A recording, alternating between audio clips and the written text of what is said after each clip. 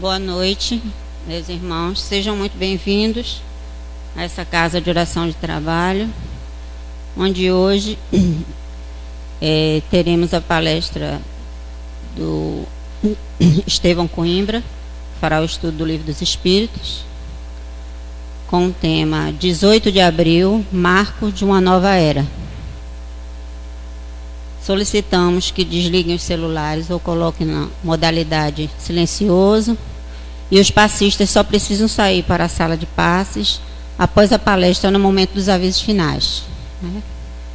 Então vamos nos concentrar, pedir o auxílio da espiritualidade amiga para que possamos nos concentrar para ouvir a palestra. Que Jesus, Maria de Nazaré e a equipe de Dr. Bezerra de Menezes aqui estejam nos acolhendo, intuindo o nosso palestrante, para que tenhamos mais uma noite desse estudo do Livro dos Espíritos. Que a paz, que a luz aqui estejam presentes hoje e sempre, que assim seja.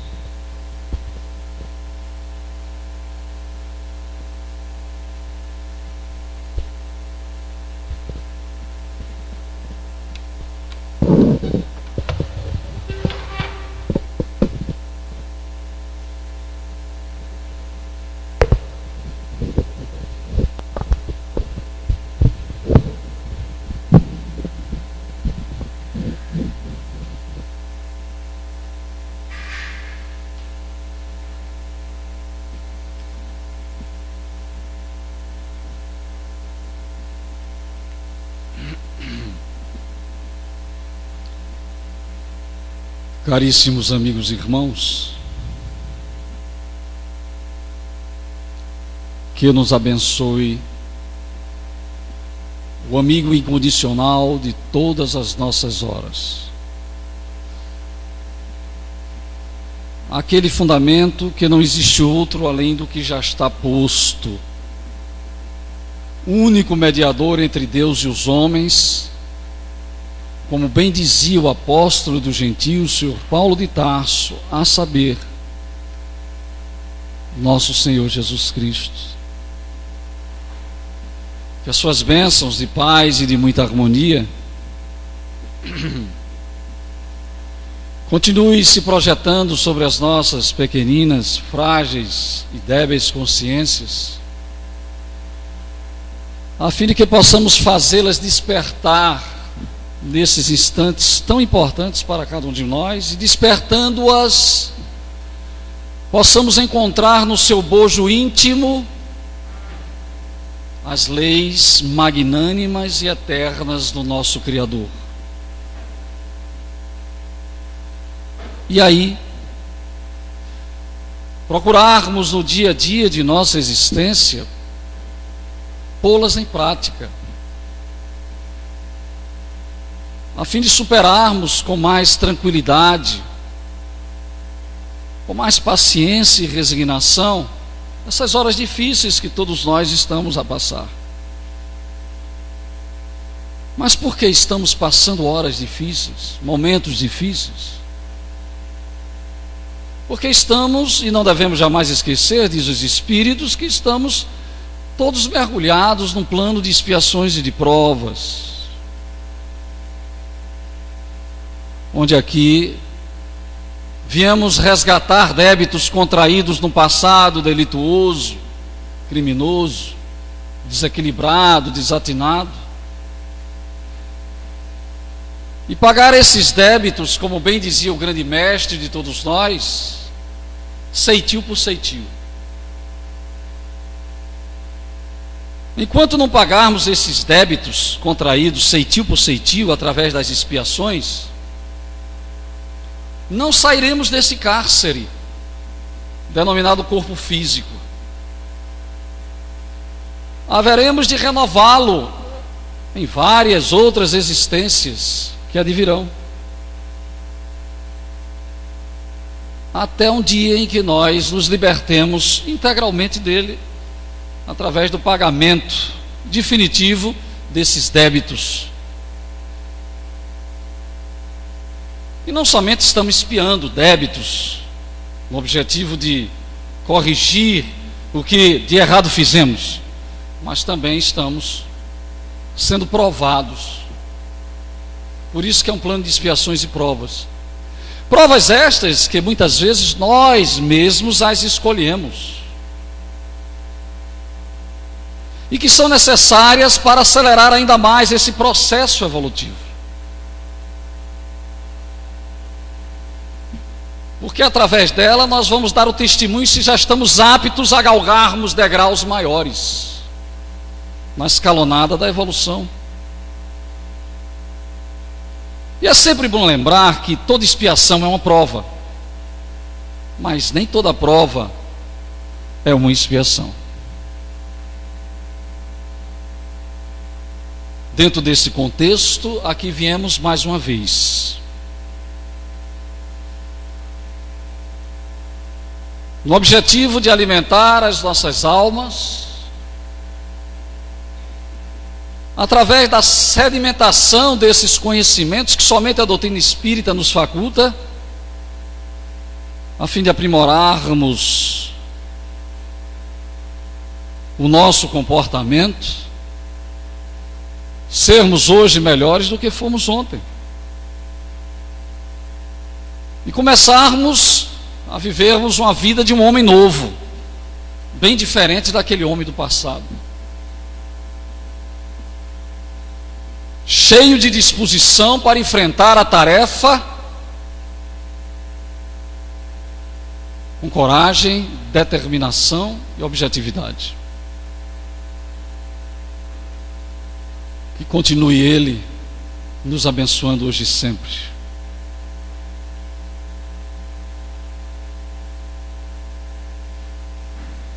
18 de abril de 1857, marco de uma nova era. Antes de chegarmos propriamente nesta data, gostaríamos aqui de fazer uma retrospectiva, para enfatizarmos ainda mais a importância dessa data.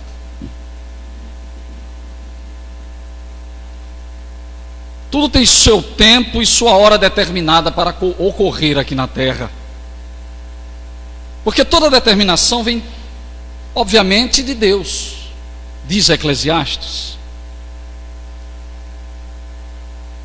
E toda uma programação fora traçada para que tudo se fizesse da melhor forma possível, tendo à frente o grande mestre de todos nós, nosso Senhor Jesus Cristo. Desde que a Terra se desprendeu da nebulosa solar, desde aquele momento que Jesus recebeu essa incumbência e essa tarefa e essa responsabilidade de governá-la em todos os matizes.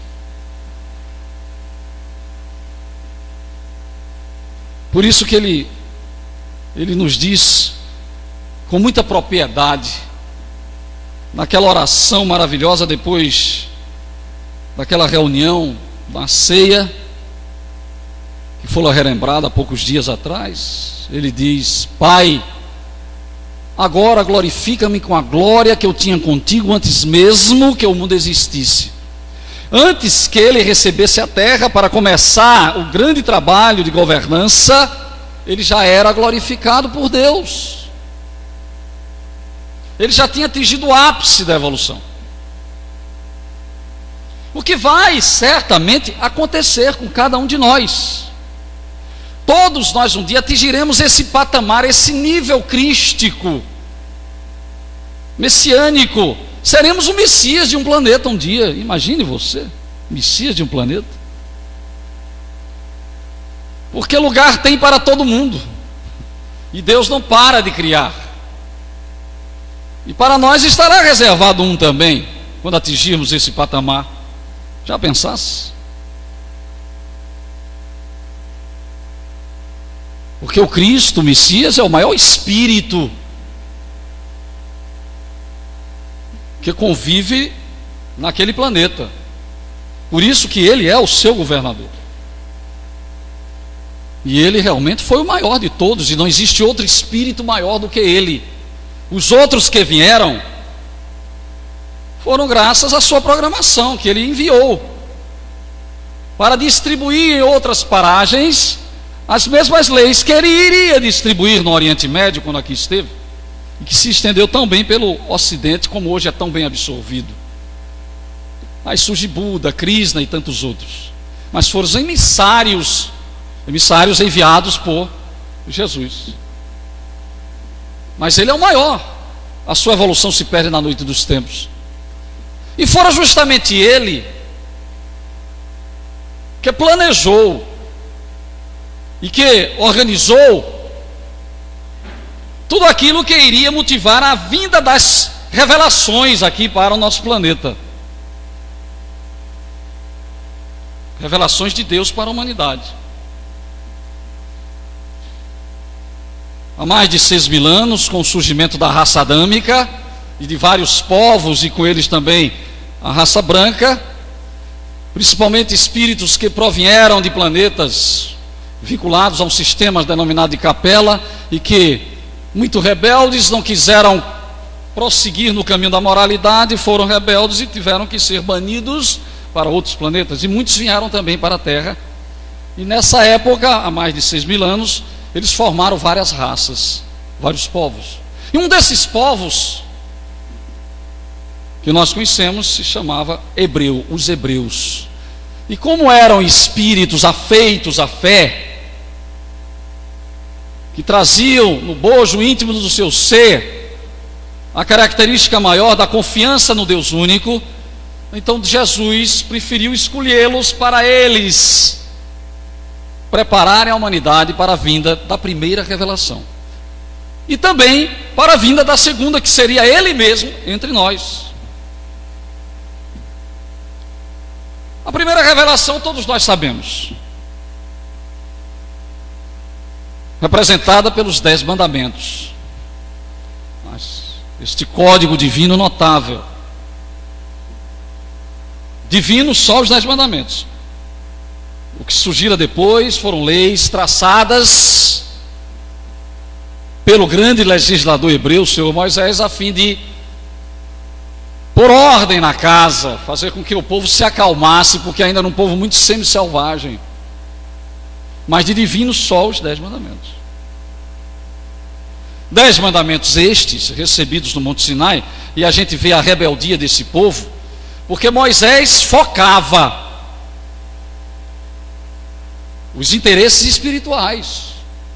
E ele aprendeu isso quando ele for adotado pela princesa egípcia, onde lá eles tratavam de assuntos profundamente espirituais, principalmente no campo da mediunidade. Ele conhecia muito bem de tudo isso.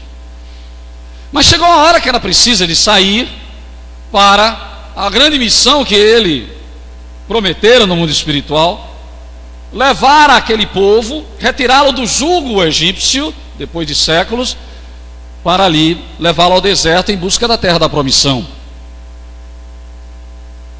E nesse intervalo surgiria o grande momento, que fora justamente o recebimento das leis divinas, das primeiras leis de Deus para a humanidade, no Monte Sinai, onde ele passou 3 noites e 3 dias em jejum completo, enquanto lá embaixo a algazarra era grande.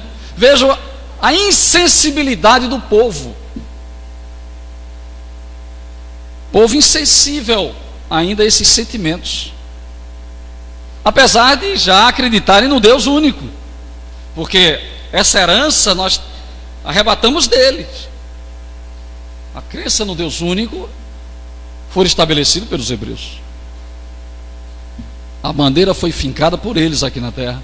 Então ele recebe os 10 mandamentos, enquanto ali está recebendo, contrito, preocupado, a humanidade lá embaixo, representada por inúmeros jovens, velhos, moças, senhoras, faziam algazarra e erigiam um bezerro de ouro, e a parafernália lá embaixo, ninguém ajudando a Moisés. Quem sabe se eles ajudassem Moisés pela oração, a coisa não seria mais reduzida, em vez de ser 3 dias e 3 noites, seria 1 dia e 1 noite. A prece não ajuda assim? Ajuda. Por isso que ele se revolta quando ele desce, já com as pedras na mão, e vê o desastre que estava acontecendo lá embaixo, enquanto ele, tão preocupado pelo próprio progresso da humanidade, a humanidade estava preocupada justamente pelas paixões comezinhas e egoísticas. E ele recebe os 10 mandamentos. Se eu for aqui citar os 10 mandamentos um a um, nós vamos observar que, apesar de mais de 3.500 anos, nenhum dele está sendo devidamente praticado nos dias de hoje, como deveria. 3.500 anos. Mas eu não vou analisar isso, seria motivo para uma outra conversação. Essa é a primeira revelação. A segunda seria a vinda da luz para o mundo. E como diz o grande, as emoções, né? O grande rei da juventude brasileira, essa luz só podia ser Jesus. A maior luz que o mundo já recebeu, até então não existiu outra. Agora, para receber a luz, era preciso preparar a retina moral da humanidade.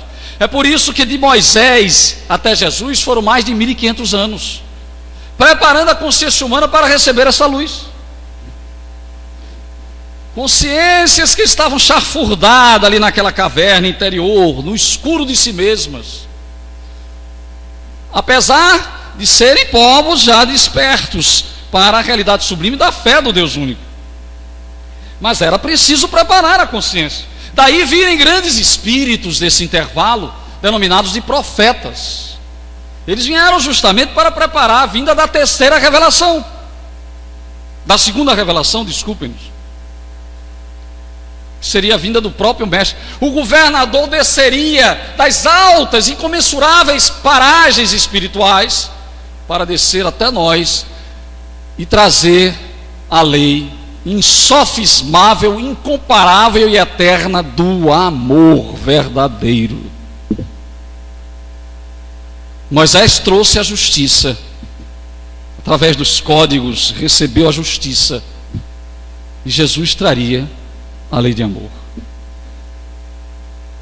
Aí para isso foi esse preparo todo. Agora tudo isso à frente de quem? Ele mesmo, Jesus, que enviava esses grandes espíritos para que eles fossem, através da mediunidade pré-cognitiva, preparando a consciência humana, através de suas mensagens. Olha, virá, viu? Ele virá, e virá através de uma virgem, como diz Isaías. E virá um antes dele para preparar o caminho dele, para endireitar as veredas, se referindo a João Batista. E tudo isso foi bem traçado, bem delineado, graças ao comando do grande mestre de todos nós. E aí ele vem para nós. Há mais de 2.000 anos, mais uma revelação nós receberíamos no seio da humanidade, que seria agora a segunda revelação. Primeiro a justiça, Moisés, agora a lei de amor, através do mestre de todos nós, nosso Senhor Jesus Cristo. Mas não é esse amorico não, que se fala por aí não, tão banalmente, tão futilmente. Não é esse amor ainda tão limitado do qual temos. É o amor fraterno, o amor universal, o amor que não mede esforços para amar o seu próximo, a tal ponto de não só ser o próximo amigo, mas também um inimigo. Isso é que eu acho notável na doutrina cristã. Ouvistes o que vos foi ensinado: amarás os teus amigos e repudiarás o teu inimigo. Porém eu vos digo, dizia Jesus, amai os vossos inimigos, bendizei os que vos maldizem, orai pelos que vos perseguem e caluniam, para que possas ser filho do Pai que está nos céus, que faz com que a chuva caia sobre os justos e injustos e o sol derrame os seus raios sobre os bons e maus. Portanto, conclui ele, sede perfeitos, como perfeito é o vosso Pai que está nos céus. Ele vincula a perfeição a esse amor, que é um dos mais difíceis que existe na sua praticidade aqui na terra. É você amar aquele que matou a sua esposa, que estrupou a sua filha, que fez da sua vida um inferno. Quem é que faz isso? Esses são os inimigos, ou aquele que ele traiu, ou seja no trabalho, ou seja na rua, ou seja dentro da própria família. Mas é o objetivo maior da doutrina cristã. Seria muito fácil amar os amigos e os inimigos. Por isso que a convivência no lar às vezes é tão conturbada, por falta dessa compreensão. Porque a reunião de espíritos que ali estão agregados é a reunião elaborada pelo mundo espiritual, onde ali se reencontram os desafetos do passado. Por isso que é tão difícil você ver um lar cheio de paz e de harmonia. Porque ali estão os inimigos cobrando da gente o que nós fizemos com eles. Aquele filho que nos olha com os olhos de cobrança, que chega a gente arrepia da cabeça aos pés. Aquela esposa, naquele nhenhenhen, até você desencarnar, mas vai, porque você foi culpado por ela ter esse nhenhenhen de hoje. Ou aquele marido cheio de problemas, de trejeitos, inconveniente às vezes, mas vai ver o passado, o que você fez para ele ficar assim. Então, são as cobranças. É a hora de se reunir, não para permanecer como estava antes, mas para modificar o cenário através da prática daquilo que Jesus nos ensinou. Perdoai os vossos inimigos, enquanto estáis a caminho com ele, dizia ele. Então vamos procurar nessa convivência, o caminho é essa convivência, estamos caminhando juntos, então vamos procurar fazer o melhor para que isso se traduza em reconciliação e saiamos daqui bem mais leves, mais tranquilos. Então Jesus nos traz essa lei sublime que é a lei de amor, nos dá exemplos notáveis como a parábola do samaritano, onde a criatura tem que amar o seu próximo sem preconceitos, tem que ajudar sem procurar saber se é isso, se é aquilo, se está doente ou não. Eu vou ajudá-lo, eu vou botar a mão na massa, ele precisa de mim. Se está espumando eu vou pegar, eu não quero saber, ele precisa de mim. É um amor sem preconceito, um amor que extrapola todas as fronteiras e que atinge o infinito. Por isso que antes dele partir, 3 vezes ele pronunciou isso. Mais um mandamento eu vos deixo.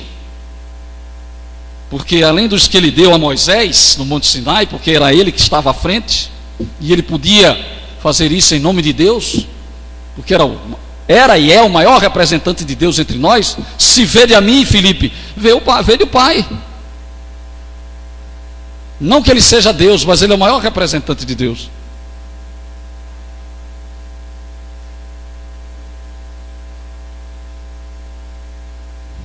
Então, é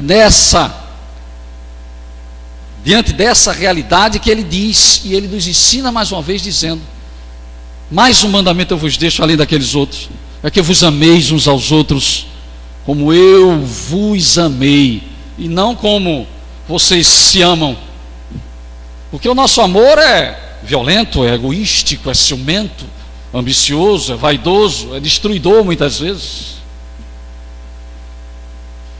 guardam muitos limites o amor que carregamos.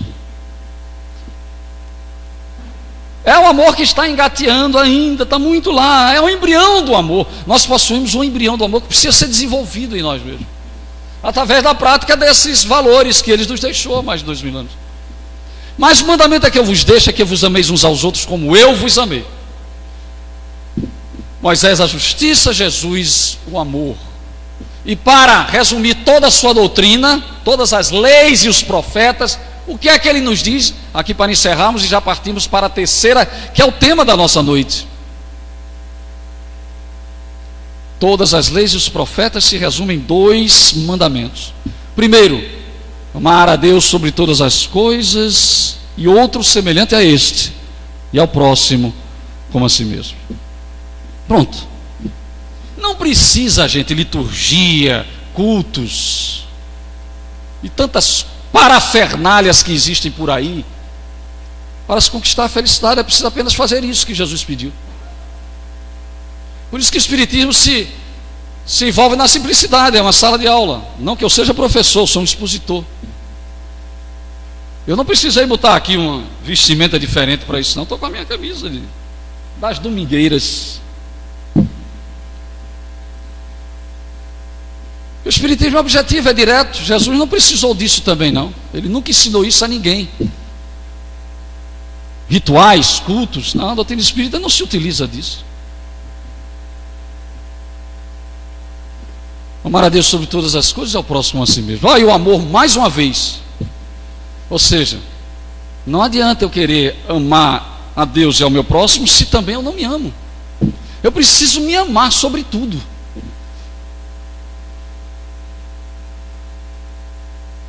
Eu preciso me autovalorizar no sentido de me melhorar, de retirar de mim as iniquidades e começar a desenvolver as virtudes.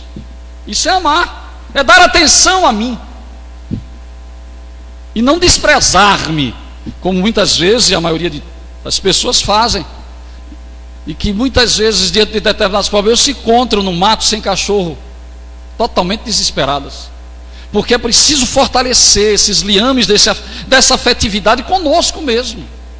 Porque como é que eu posso amar a meu próximo se eu não conheço o amor dentro de mim mesmo?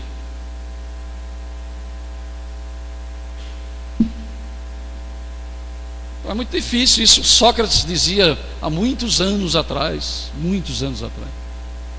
Como é que eu posso orientar as pessoas se eu não sei, se eu não tenho orientação comigo mesmo? Então, para transferir o que eu tenho de dentro de mim para fora, é preciso que eu reabasteça o meu interior dessa exercitação desses valores. Então, estabelecida a justiça com Moisés, o amor com Jesus, era preciso agora a praticidade, a caridade. Antes de partir, o que foi que Jesus disse?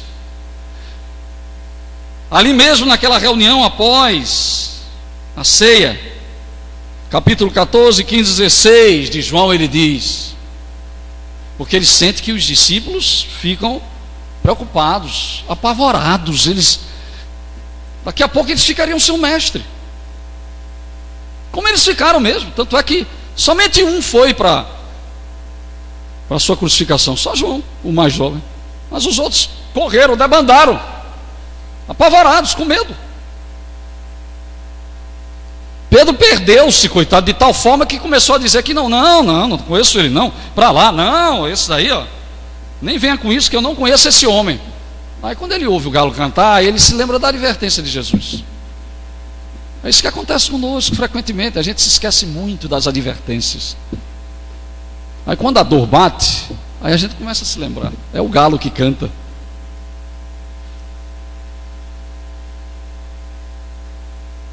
E aí ele reúne seus discípulos e diz: não vos deixarei órfãos, rogarei ao Pai, e este vos enviará outro Consolador, que reviverá tudo o que eu vos ensinei e dirá muito mais do que eu não posso vos dizer agora. Porque se eu vos dissesse, não suportarias, não compreenderias o Paráclito que ficará convosco para sempre.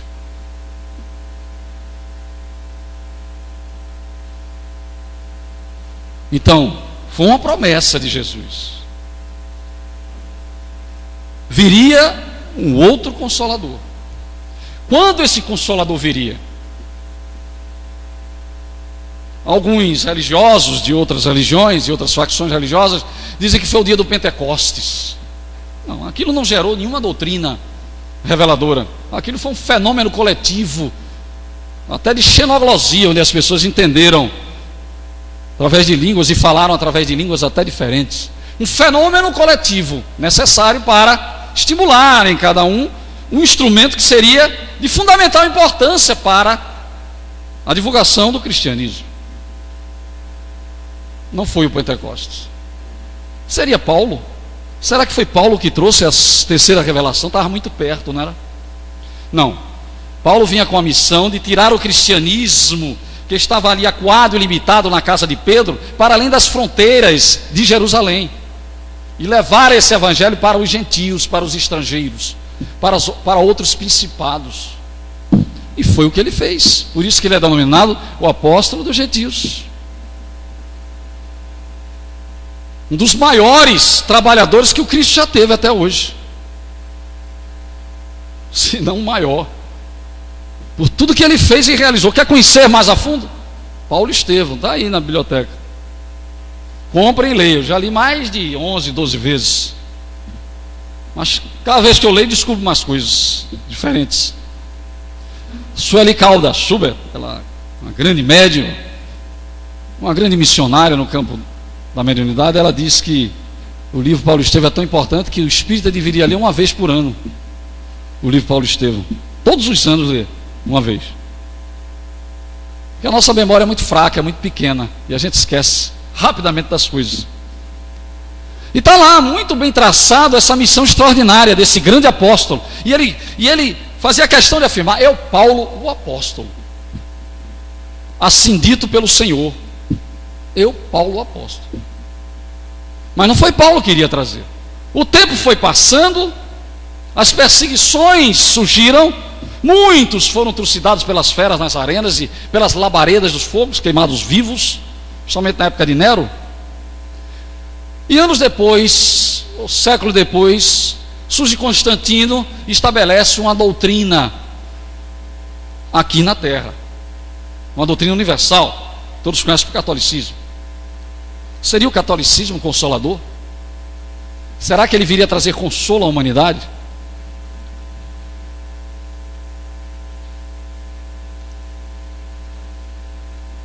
Uma doutrina que se aliou aos interesses comerciais e políticos dos pagãos e dos judeus. Daí o seu inferno ser semelhante ao dos pagãos. Leiam o inferno dos pagãos e leiam o inferno dos que se dizem cristãos universais. Mesma coisa. Criou-se aquelas hostes, onde ali ficavam um maior do que o outro, o menor e aquela coisa toda. Pelo que eu tenho conhecimento, Jesus não criou nada disso. Criou-se até um líder depois, anos depois. Jesus não criou nada disso.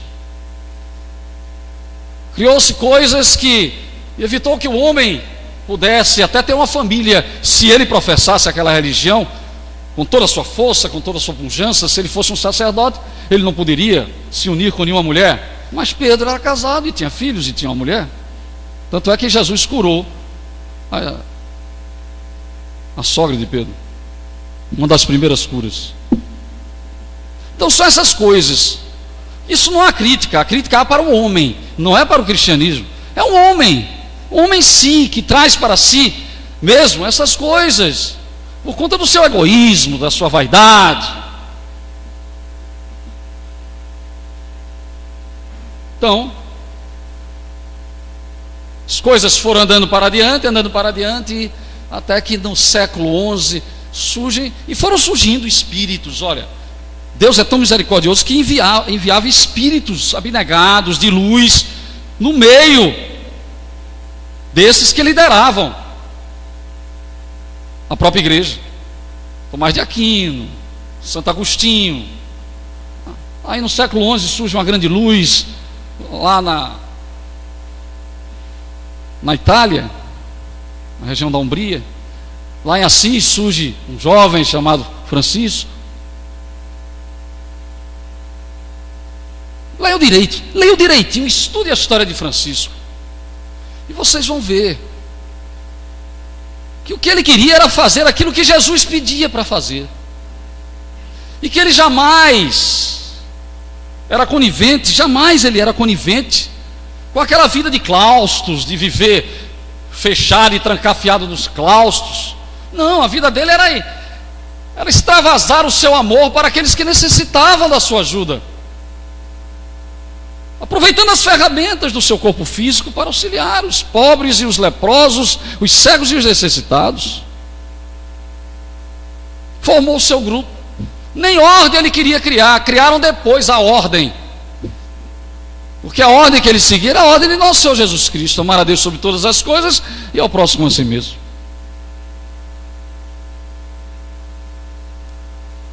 Mas não foi ainda Francisco que veio trazer, porque a coisa ainda estava muito conturbada. 5 anos depois que Francisco desencarna, depois do dia 4 de outubro de 1226, 5 anos depois, em 1231, aí o desastre se tornou maior ainda, porque o egoísmo humano gerou um tribunal para julgar as consciências. Quem somos nós? Jesus foi o primeiro a dizer em praça pública: aquele que não tiver pecado, atire a primeira pedra. E criou-se um tribunal em nome de Deus para perseguir as criaturas. Eu estou dizendo isso porque é uma história, não estou criticando ninguém. Hoje, inclusive, eles são conscientes disso, pediram até perdão por isso. O Papa João Paulo II pediu perdão por essa fase. E nós fizemos parte disso, não tenham dúvida, que nós certamente fizemos parte disso tudo. E quantas pessoas foram torturadas, maltratadas, mortas em praça pública para que se visse de exemplo? Bastava eu ter um olho azul e outro verde, que era o filho do diabo. Bastava ser ruiva, que era diferenciada das outras, então era filha do diabo. A culpa toda estava no diabo. Como até hoje ainda me chamam de filho do diabo, porque eu sou espírita. Algumas pessoas, não são todas, mas por incrível que pareça, ainda tem gente assim, que pensa desse jeito, que acha que a doutrina espírita é uma doutrina demoníaca. Por isso que ela alicia tão facilmente as consciências. Ela não sabe que é pela razão e pelo bom senso. Aí ela está confundindo as coisas. E aí esse tribunal iria passar 6 séculos no seio da sociedade, perseguindo, torturando, destruindo. Isso é consolo? Foi o Consolador? É o Consolador prometido por Jesus? Eu quero que vocês cheguem a essa conclusão comigo, para depois não dizer nada, pô, o sujeito estava criticando. Eu não estou criticando ninguém, eu quero saber se isso é consolo. Não é consolo. É consolo? Isso é maltrato, isso é perseguição. E ainda ameaçava aqueles que não fossem seus adeptos a irem para o inferno. Se você não fizer o que eu pedi, você vai para o inferno. Eu, quando fui dizer na sala de aula que eu não era batizado, todos olharam com cada olho desse tamanho para cima de mim, porque eu nasci na família espírita. Então eu já estou no inferno.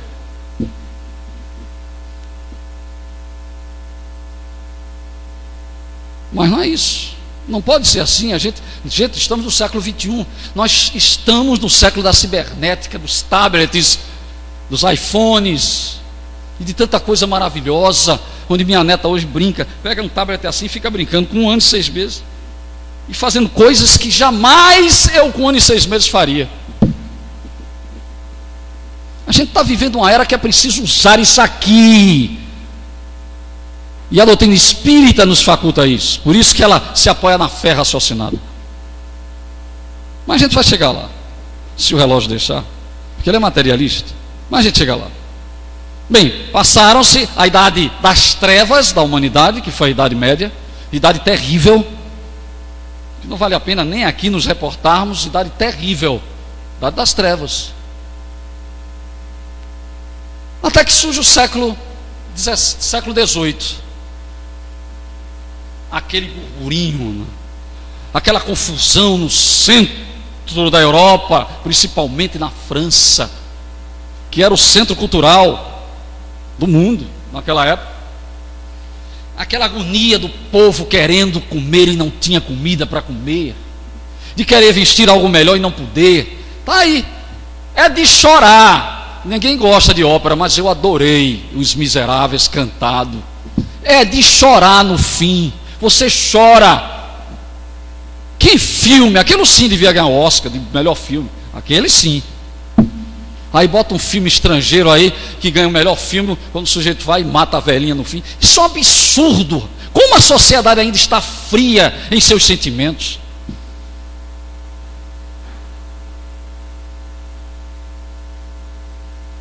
Falta de respeito à dignidade humana.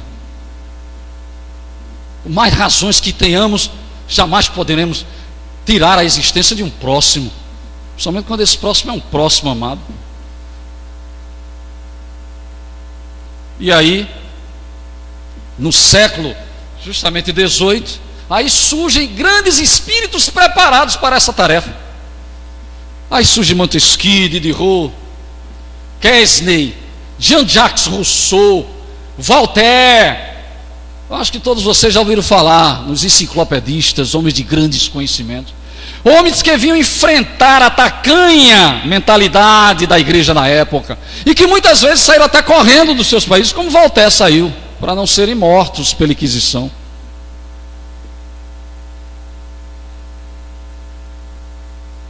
E teceram críticas profundas. Foram espíritos que, tal qual João Batista, vieram preparar o caminho para justamente o que viria no século XIX.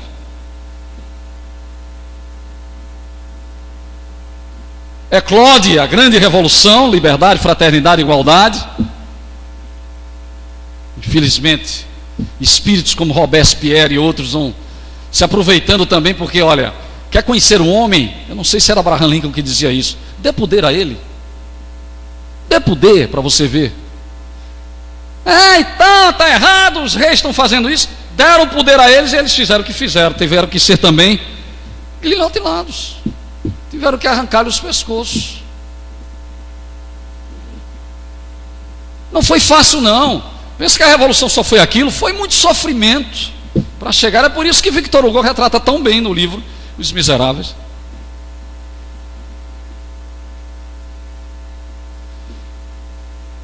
(3 de outubro de 1804), uma grande luz, um dos mais lúcidos discípulos do Cristo, diz Emmanuel, desceria para a terra, aí sim, para trazer o Consolador prometido por Jesus. Nome de batismo: Hippolyte Léon Denisard Rivaio, conhecido por todos nós e que seria conhecido depois com o pseudônimo de Allan Kardec. Aqui eu não vou falar na biografia dele, não. Se vocês quiserem, vocês leiam os grandes contatos que ele teve com Johann Pestalozzi na Suíça, no Instituto de Verdun, o grande professor que ele se tornou, conhecido em toda a Europa como discípulo de Johann Pestalozzi.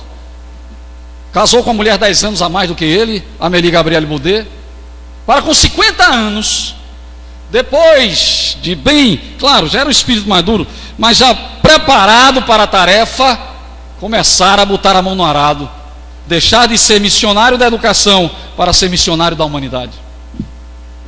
Porque um dia ainda vão dar valor a essa personalidade. Ainda o mundo vai parar para reverenciar a grande figura desse excelso e signo codificador, Sr. Allan Kardec. É porque está todo mundo ainda entorpecido pelos enganos da materialidade. Mas um dia que começarem a despertar, abrir os olhos e dizer: meu Deus, onde é que eu estava que eu não observei isso?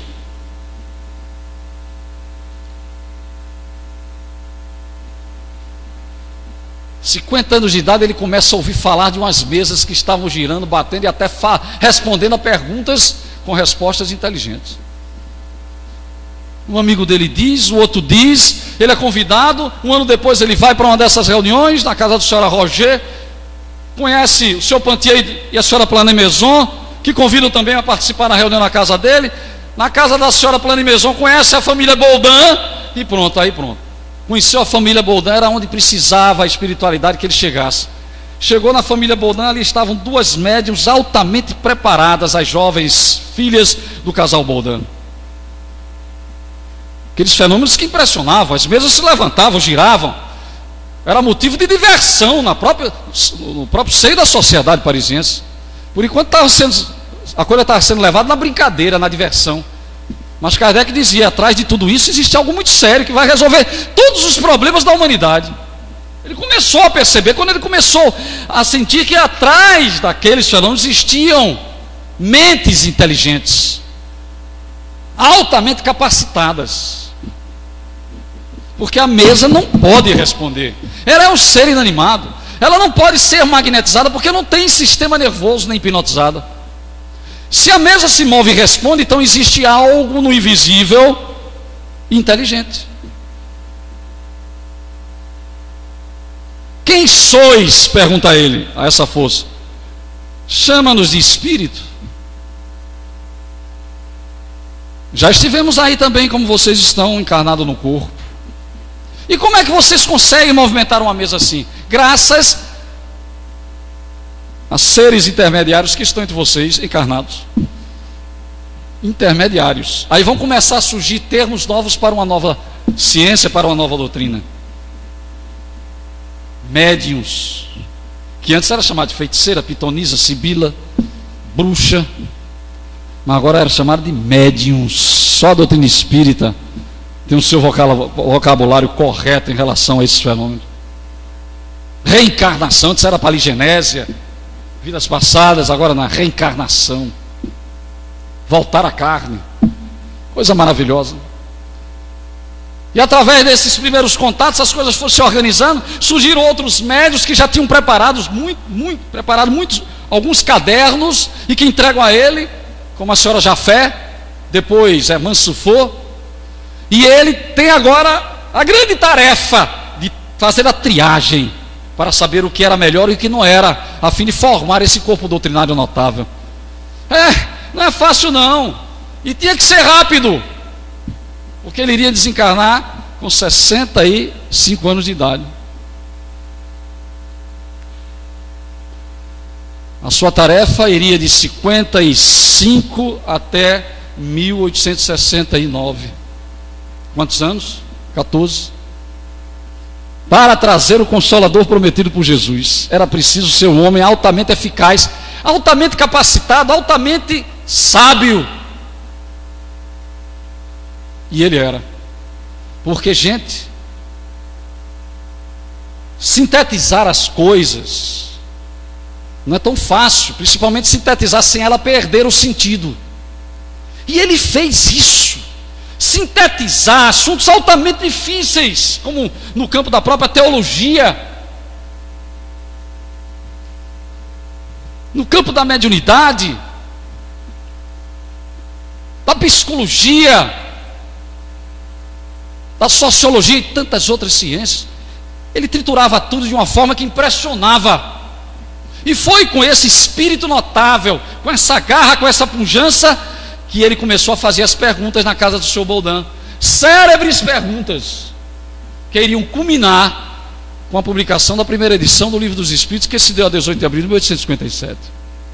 Perguntas estas que só ele conseguia fazer naquele nível. Quando ele faltava, ninguém tinha coragem de fazer. Porque o verdadeiro sábio não é o que responde facilmente a uma pergunta. Quando ele tem conhecimento, ele responde. É aquele que sabe arquitetar uma pergunta inteligente. Esse é o verdadeiro sábio. E ele soube fazer. Foram 1019 perguntas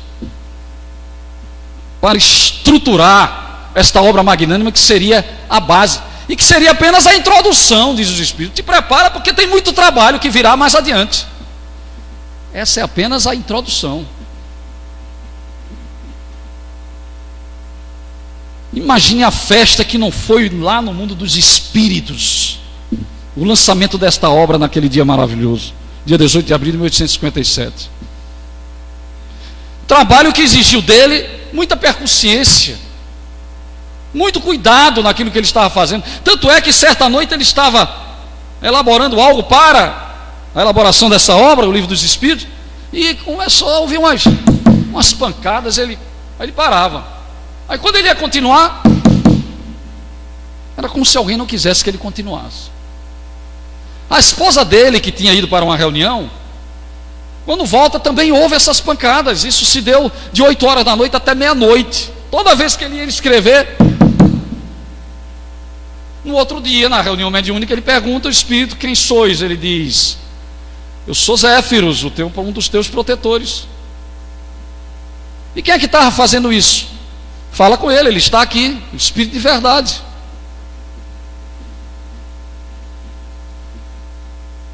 Por que é que você bateu tanto? Era para quê? É para chamar-lhe a atenção de que o que você estava escrevendo não estava de acordo com o que nós queríamos.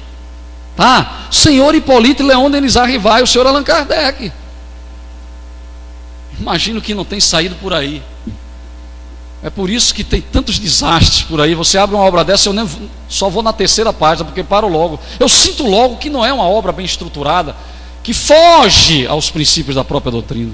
Muito cuidado com isso. É por isso que a gente tem que conhecer a doutrina. Tem que conhecer mesmo. Senão você nunca vai chegar lá. Aí vai assumir uma posição, às vezes até de presidente, sem conhecer a doutrina espírita, como temos visto. Não, é porque não nos agradava o que escrevias e tal. Mas eu já rasguei, fiz muito rascunho e escrevi outros e tal. Não, mas permanece. Procura da 3ª à 30ª linha e acharás. Quando ele chega em casa e começa a ver, olha, e realmente ele acha o escorregão que ele tinha dado. Tá? Vejam a importância dessa missão notável do senhor Allan Kardec. Allan Kardec, porque era um pseudônimo, que teria sido o nome dele quando ele fora sacerdote druida nas Gálias, numa das existências. Para facilitar o seu trabalho, ele colocou um pseudônimo, como muitos autores e escritores colocam. Isso não é nada censurável, não é? Para facilitar, porque ele já era muito conhecido no campo da educação, era preciso, para desviar os objetivos, era preciso agora começar com Allan Kardec, essa segunda fase da sua existência, que seria de fundamental importância para todos nós. Porque afinal de contas, depois de todo esse sacrifício, de toda essa sua luta, de todas as perguntas elaboradas e tão bem respondidas pelo Espírito de Verdade e todos os seus assessores, Espírito de Verdade, São Luís, São João Evangelista, Fênelon, Sócrates, está lá assinado nos prolegômenos da obra, e etc, etc, etc. E o Espírito de Verdade, quem é o Espírito de Verdade? Para mim só existiu uma verdade até hoje, e que se disse verdade aqui na terra. Quem foi? Eu não tenho dúvida. Eu sou o caminho, a verdade e a vida para Deus. Por isso que ele não quis comprometer Pilatos. E o que é a verdade? Pergunta Pilatos. Ele ficou calado, e Pilatos olhando para a verdade olhando para ele. E mesmo assim Pilatos, meses depois, se suicida, né? Como diz a história. Então vejam como uma coisa delicada. Ele era a verdade. Essa verdade que procuramos.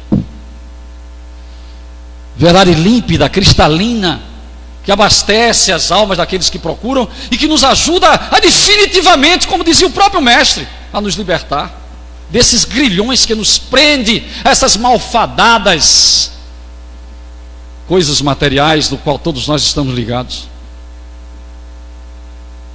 Encharcado, nós estamos encharcados de materialidade. Precisamos começar a nos espiritualizar. Por isso que quem conhece o Espiritismo se torna melhor. Agora conhece e pratica, se torna melhor, porque ele tem fundamentos para remover de nós essas iniquidades. Daí o conceito do próprio Allan Kardec: se conhece o verdadeiro espírita pela sua transformação moral e pelos esforços que ele empreende contra as suas más tendências e inclinações. Agora, para isso é preciso lutar constantemente, é preciso nos autodisciplinar. E no dia 18 de abril de 1857, o mestre de todos nós retorna à terra, não em pessoa, em espírito, mas agora numa doutrina. Por isso que ele dizia: um dia serei visto do Oriente ao Ocidente. E a forma de ser visto do Oriente ao Ocidente só através da divulgação de obras, de livros, como na realidade está acontecendo agora no mundo em que vivemos. O Espiritismo está sendo conhecido do Oriente ao Ocidente, seja traduzido pelo russo, pelo alemão, pelo francês, pelo americano, pelo japonês, chinês, mas todos hoje já têm acesso às obras espíritas. Por isso que ele está sendo visto do Oriente ao Ocidente. E com a facilidade da globalização, os canais da comunicação, aí as coisas certamente haverá de acelerar. Alguém me pergunta: mas Estevão, o Espiritismo já devia ter tornado melhor esse mundo. Eu digo: meu filho, as outras tiveram sua chance, passaram mais de 2000 anos. Você quer exigir da doutrina espírita, em 156 anos, querer transformar tantos vícios e tantas iniquidades? Iniquidades e vícios que só serão transformados com o banimento desses espíritos, que já estão sendo banidos para outros planetas, e dando lugar a outros que virão na posição de cristais, de índigo, a fim de transformar em definitivo o nosso planeta, que não é da noite para o dia. Isso às vezes demora até um milênio. E um milênio não é nada na eternidade, é um ponto. Então estamos todos de parabéns. Amanhã ou não, ou depois de amanhã, estaremos comemorando a data magna da doutrina espírita, É o aniversário, é a única doutrina que tem o dia do seu nascimento aqui na Terra. Claro, os fenômenos sempre existiram, mas ela veio justamente para agregar, colocar esses fenômenos, a fim de que fossem estudados, devidamente analisados, para que, conhecendo-os, pudéssemos colocá-los em prática de uma forma disciplinada, tal qual a própria mediunidade, que não era. Não tem outra doutrina aqui que oriente tão bem a mediunidade quanto a doutrina espírita. Não existe outra aqui no mundo que possa nos dar esse respaldo, essa segurança, essa certeza. Além da certeza de que todos nós haveremos de deixar este corpo um dia e irmos para um outro plano, porque a vida continua. Isso é maravilhoso. O Espiritismo veio, junto com Jesus, eliminar em definitivo a morte, porque morte só física. A espiritual se torna uma continuidade, e essa continuidade haverá de nos promover oportunidades através de novas existências, a fim de continuarmos em busca das experiências, em busca da conquista definitiva da felicidade em cada um de nós. Portanto, meus queridos amigos e irmãos, agradeçamos a Deus por estarmos no ambiente espírita. É a doutrina consoladora, reafirmada pelos Espíritos e pelo Sr. Allan Kardec. O Espiritismo é a terceira revelação prometida por Jesus. Eu não tenho dúvida. Então não vamos perder e deixar escapar essa oportunidade de nossos corações, de nossas almas. Abracemo-na de forma tal que possamos ser um esteio, um exemplo, nos esforçando continuamente para que esse exemplo possa exalar o perfume sublime do amor com Jesus,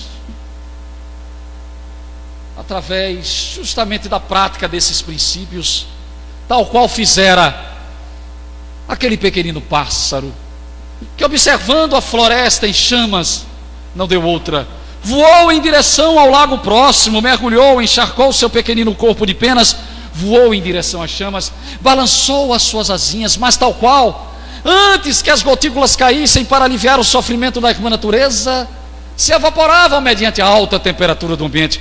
Mas ele continuou naquela tarefa, indo e vindo em defesa da irmã natureza que tanto padecia, até que em determinado momento um pássaro maior intercepta-o e abordando lhe diz: meu querido irmão, não estás vendo que jamais apagarás esse fogo sozinho? Estás cometendo uma atitude idiota, imbecil. E ele humildemente responde-lhe dizendo: pode ser que eu não faça, meu irmão, mas cumprirei, se possível, até a morte, e defender a irmã natureza, que em tantos momentos nos agasalhou em nossos ninhos reconfortantes, nos galhos das árvores que agora padece através das chamas destruidoras. E continuou naquela tarefa, até que, observado por milhares de pássaros que ali passavam, que, atentando para aquele exemplo notável do pequenino pássaro, resolveram segui-lo. Reuniram-se num milhão de revoada, mergulharam no lago próximo, encharcaram seus pequeninos corpos de penas, voaram em direção às chamas, seguindo o pequenino pássaro, balançaram as suas asinhas, e uníssonos conseguiram definitivamente apagar as chamas que abrasavam a irmã natureza. Portanto, no dizer do Espírito de verdade, a saber, nosso Senhor Jesus Cristo, espíritas, amai-vos, eis o primeiro ensinamento. Instruí-vos, eis o segundo. Façamos dessas admoestações carinhosas do nosso Mestre conselhos que possam robustecer as nossas asas do conhecimento e do amor, e semelhantemente àqueles pequeninos pássaros, possamos nos situar em torno do seu Evangelho renovador, captando-lhe a água em forma de ensinamento em nossos corações, transformando-os numa fonte cantante para a vida eterna, tal qual lhe dissera a mulher samaritana, para que no dia a dia de nossa existência possamos deixá-la respingar nas consciências de todos que convivem conosco, através da prática desses princípios e morredouros pelo exemplo, para que convencidos possam eles, quem sabe um dia, estarem também reunidos conosco, usufruindo deste banquete espiritual e alimentando as suas almas com Jesus, por Jesus, para Jesus. Que Ele nos abençoe hoje, amanhã e por todo sempre. Paz e harmonia é o que desejamos a todos.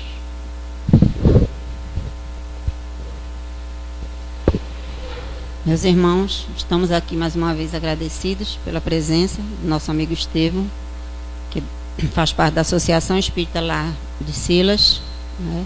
que pôde nos brindar com uma palestra assim tão edificante. Então, vamos para os avisos finais, antes de fazer a nossa oração. Visitem nossas vovozinhas diariamente a partir das 14 horas. A campanha do quilo, todo primeiro domingo do mês, de 8 às 11 horas. Todo domingo às 16 horas temos a reunião da Mocidade Espírita. Os jovens compareçam. E a evangelização infantil, né? Então tragam suas crianças, que é muito importante. Amanhã, quarta-feira, às 19h45, teremos a reunião do tratamento espiritual da desobsessão. Na sexta-feira, às 20 horas, teremos aqui na casa a reunião de estudos espíritas sobre o tema Joana de Ângeles e a psicologia espírita, com o palestrante Bruno Tavares, que faz parte da Casa dos Humildes. Acessem o site da nossa casa, www.casadosumildes.com, com toda a programação da casa e a transmissão ao vivo de 3 reuniões da nossa casa por mês. E o blog do Bruno Tavares, que é bruno-tavares.zip.net, com artigo diário, e a TV do blog 24 horas. Leiam o artigo de hoje, Chico Xavier e o elogio à obra Memórias de um Suicida. E vejam o filme da semana, Um Olhar na Escuridão, com a atriz Vanessa Redgrave. Bem, agora vamos fechar nossos olhos, nos concentrarmos e agradecermos essa oportunidade de estarmos mais uma vez aqui nessa casa de oração e de trabalho, podendo fazer o estudo do livro dos Espíritos, que tanto nos auxilia na nossa caminhada e que nos ensina como procedermos para fazermos a nossa reforma íntima. Agradecemos a Jesus, Maria de Nazaré e a equipe de Dr. Bezerra de Menezes, que aqui estão com certeza orientando a todos para procurarmos a cada dia a nossa melhora, a nossa reforma íntima. E assim, agradecidos por mais essa oportunidade, pedimos a proteção de Jesus, Maria de Nazaré, para que possamos retornar às nossas casas, levando essa paz, essa harmonia, procurando fazer com que no nosso lar seja o início da nossa transformação. E assim, agradecidos que estamos, pedimos para dar por encerrada mais essa reunião de hoje. Que assim seja.